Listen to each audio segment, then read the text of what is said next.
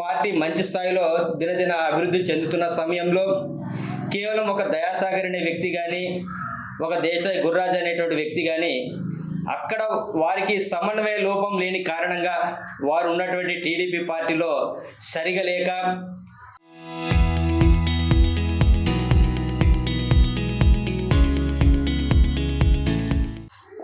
ఆ పార్టీ ఆదరణ లేక వారి పిచ్చెక్కి మతి భ్రమించి ఆయనకి ఏం చేయాలో అర్థం కాక 24 గంటలు ఆయన నోట్లో వచ్చే పదం ఏమంటే నేను కౌన్సిలర్, నేను కౌన్సిలర్, నేను కౌన్సిలర్, నేను కౌన్సిలర్, నేను కౌన్సిలర్.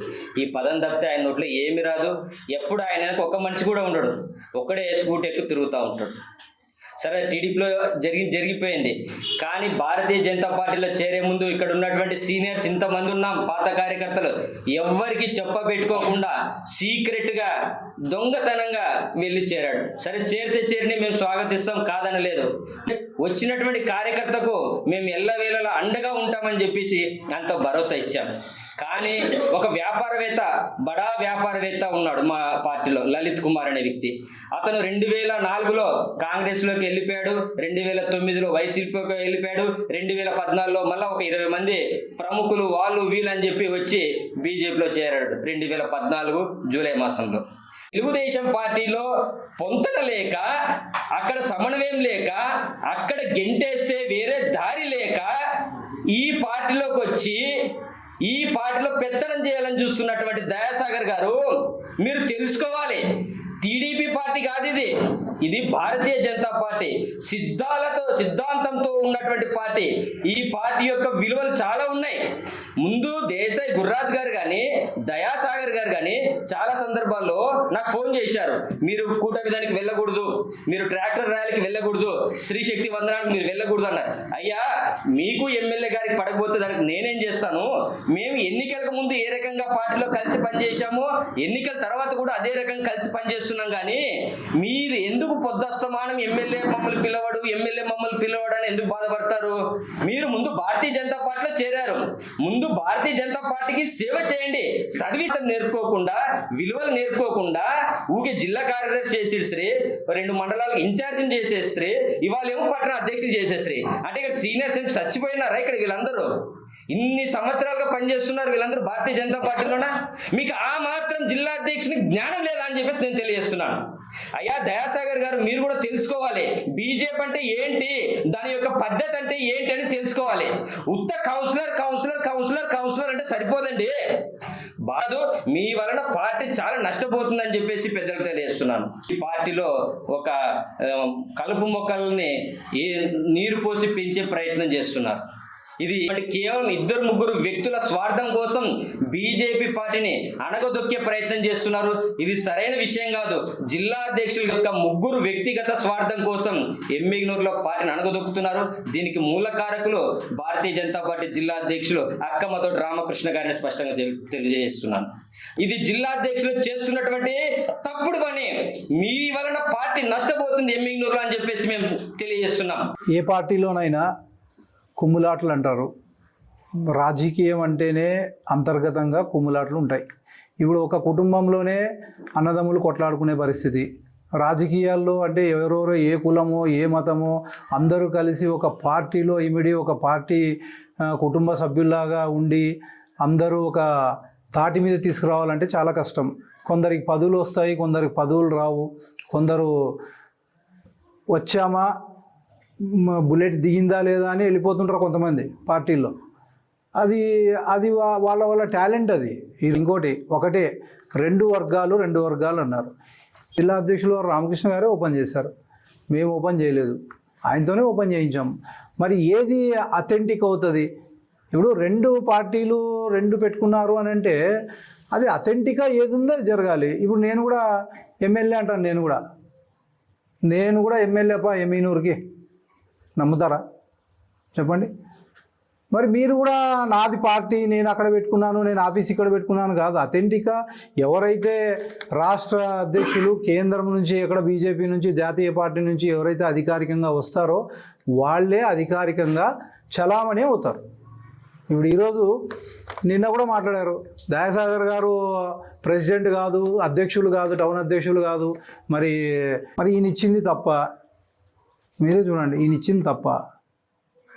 మరి దీన్ని ఏమంటారు? మేము ఈరోజు పదవులు పోతే మామూలుగా కొన్ని మనస్తాపం ఉండొచ్చు, కానీ ఆ పదవులను కాపాడుకోవాలి అంటే కూడా ఆ పర్ఫార్మెన్స్ చూపించాలి. సభ్యత్వం లేదన్నారు, సభ్యత్వాలు లేకుండా పార్టీలో చేరితే ఎంత హాస్యాస్పదం అది, అసలు ఎంత హాస్యాస్పదం. సభ్యత్వం మూర్ఖంగా మనం మాట్లాడితే కొన్ని చెప్పే ఉంటాయి, కొన్ని చెప్పలేని ఉంటాయి. నేను కూడా నా పర్సులో ఉంది, నేను కూడా చూపించుకోండి, డబ్బులు ఇచ్చి వచ్చినారు అని అంటారు. మరి వాళ్ళు కూడా ఎంత డబ్బులు ఇచ్చి వచ్చినారు? అప్పుడున్న అధ్యక్షుల వారికి ఎంత డబ్బులు ఇచ్చి వచ్చినారు వాళ్ళు కూడా, అది కూడా కనుక్కోవాలి కదా. ఎన్నో ఉంటాయి పార్టీల్లో, అవన్నీ మనము మాట్లాడకూడదు. ఒకటి, పదవులు ఉన్నా పదవులు లేకున్నా మనం భారతీయ జనతా పార్టీ యొక్క లక్ష్యం భారతీయ జనతా పార్టీని బలోపేతం చేయాలి. ఒకటే కార్యాలయం ఉంటుంది, ఇప్పుడు 10 కార్యాలయాలు పెట్టుకోవచ్చు. నేను కూడా చెప్పాను కదా, నేను కూడా ఎమ్మెల్యే అంటాను. అది నడుస్తుందా? నడవదు. అది అథెంటిక్గా టీడీపీలో గెంటేశారు అని అన్నారు. టీడీపీలో గెంటేసిన ఆధారాలు ఏమైనా ఉన్నాయా? సంస్థాగతంగా పార్టీని డెవలప్మెంట్ చేసే పనిలో మేమున్నాం. పార్టీలకి ఎవరు వచ్చినా వారిని ప్రేమపూర్వకంగా ఆహ్వానిస్తున్నాము, వాళ్ళని గౌరవంగా పిలుస్తున్నాము, అందరికీ సమన్వయం చేస్తున్నాము. కానీ టీడీపీ పార్టీలో కొంతమంది పడక వాళ్ళు బీజేపీ పార్టీలోకి రావడం జరిగింది. బీజేపీ పార్టీలోకి వచ్చిన తర్వాత వారి వల్ల వారికి ఉన్నటువంటి అధికార దాహంతో పార్టీ యొక్క సిద్ధాంతాలు తెలుసుకోకున్నట్లుగా, పార్టీ యొక్క విలువలు పాటించుకోకున్నట్లుగా వాళ్ళు ఏం చేస్తున్నారంటే మా దగ్గర ఉన్న కొంతమంది కార్యకర్తలకి ఆశ చూపి, పదవులు ఆశ చూపి, ఎమ్మెల్యే గారితో నేను అది చేపిస్తాను ఇది చేపిస్తాను అని చెప్పేసి వాళ్ళని తన వైపు తిప్పుకొని ఈ యొక్క మన బీజేపీ పార్టీ ఇక్కడ ఉన్న కమిటీని 2 భాగాలుగా చేయడం జరిగింది. వారు బీజేపీ పార్టీ వల్ల వాళ్ళు టీడీపీ పార్టీ నుండి బీజేపీ పార్టీలోకి వచ్చిన తర్వాత మాకు మైలేజ్ ఉంది, ఎమ్మెగనూరులో బీజేపీ పార్టీ బలపడుతుందని మేము సంతోషించాము. కానీ వారు ఏం చేస్తున్నారంటే ఎమ్మెగనూరులో బీజేపీ అంటే నేనే అంటే బీజేపీ అనే విధంగా ప్రవర్తిస్తున్నారు. ఇక్కడ బీజేపీ పార్టీలో సిద్ధాంతాలతో కూడుకున్న సిద్ధాంతపరంగా కార్యకర్తలు ఉంటారు.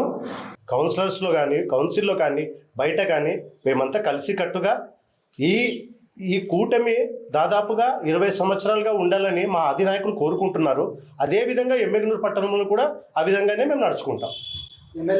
ఎమ్మెల్యే ప్రోగ్రామ్స్కు మాకు పిలుపు వస్తే ఖచ్చితంగా అటెండ్ అవుతాం. కూటమి అన్నప్పుడు ఎందుకు మీకు పిలుపు రావట్లేదు? ఎవరు పిలిచలేదో వాళ్ళని అడగాలి. అంటే 2 వర్గాలు లేదు అంటే ఎందుకు పోవడం లేదు, మాకు పిలుపు లేదు. పిలుపు ఎవరు ఇవ్వడం లేదు, మీరు ఎవరిని అడగాల? మమ్మల్ని ఎవరు పిలవడం లేదు, వాళ్ళని అడగాల.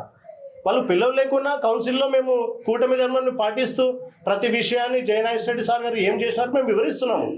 అసలు కౌన్సిల్ సమావేశం వచ్చేసరికి మేము మమ్మల్ని పిలుస్తున్నాడా లేదా అనే విషయాన్ని మేము గుర్తించకుండా మా పని మేము చేస్తున్నాం. పిలుస్తారు, ఆయన కూడా పిలిచడం లేదంటే మనం ఏం చేయలేము. కాకపోతే పిలిస్తే పని చేయడానికి రెడీ, పిలవలేకుండా మేము చేసేది పని చేస్తాం. మాకు కూటమి కన్నా మా రాష్ట్ర అధ్యక్షులు ఒకటే చెప్తారండి, రైట్ హ్యాండ్తో భారతీయ జనతా పార్టీ జెండా పట్టుకో, లెఫ్ట్ హ్యాండ్తో కూటమి జెండా పట్టుకో అంటారు. ఫస్ట్ రైట్ హ్యాండ్తో మా భారతీయ జనతా పార్టీ జెండాని మేము డెవలప్ చేసుకునే కార్యక్రమాలు చాలా ఉన్నాయి. మేము కేవలం కూటమి ప్రోగ్రాంలకే వెళితే మా పార్టీ మేము ఎప్పుడు డెవలప్ చేసుకోవాలా? లెఫ్ట్ హ్యాండ్లో కూటమి జెండా పట్టుకో అంటారు, రైట్ హ్యాండ్తో పార్టీ జెండా పట్టుకో అంటారు. మనం ఫస్ట్ రైట్ హ్యాండ్తో పార్టీ జెండా పట్టుకుంటున్నాను. ఈరోజు బలోపేతం చేసుకునే కార్యక్రమానికి నేను ఫస్ట్ ప్రిఫరెన్స్ ఇస్తాను, తర్వాతే నాకు కూటమి. మా పార్టీ బలపడితే కదండి మేము ఏదైనా ఎవరో ఒకరు ఇద్దరు పోయి ఎమ్మెల్యే పక్కన కూర్చొని కండువా చేసుకున్నంత మాత్రాన కూటమి ఉంటే మేము ఎప్పుడు బలపడాలా? మేము బలపడాలా అంటే ఫస్ట్ మా కార్యక్రమాలు మేము చేసుకోవాలా. తెలుగుదేశం కన్నా మేము ఇస్తున్న పథకాలు చాలా ఉన్నాయి. మేము చెప్పుతూ కూటమిలో చేసిన పథకాలు చెప్పాలా, వ్యక్తిగతంగా మా సొంత పథకాలు ఎక్కువ ఉన్నాయి. ఇప్పుడు కూటమిలో తెలుగుదేశం కానీ వైసీపీ కానీ ఈ ప్రాంతీయ పార్టీలు పెట్టే పథకాలు కన్నా 29 పథకాలు ఇస్తున్నటువంటి పార్టీ మా భారతీయ జనతా పార్టీ. జిల్లా స్థాయిలో మా బాసు రామకృష్ణ గారు, ఎమ్మిగనూరు పట్టణంకి వచ్చి ప్రస్తుతం మా బాసు దయాసాగర్ గారు. దీంట్లో ఎటువంటి అనుమానం లేదు. ఎందుకంటే పార్టీ నిబద్ధతతో పనిచేసే వాళ్ళు అందరూ ముఖ్యము. ఒక క్యాడర్ అనేది ఏర్పడిన తర్వాత దాంట్లో సీనియర్లు జూనియర్లు అనేవాళ్ళు ఎవరు ఉండరండి. మామూలుగా ప్రతి ఒక్కరు వాళ్ళ కింద పనిచేయాల్సిందే సమన్వయంతో. మాకు జయనాగేశ్వరి వర్గం అనేది ఏమి ఉండదు. మేము ఎన్డీఏలో ఒక భాగం అనే విషయాన్ని మాత్రం మేము కఠినంగా నమ్ముతున్నాం. Local to global news at your finger tips. మీ చేతిలో ఒక ఆయుధం. Download Raw TV app. Media legend Ravi Prakash is back.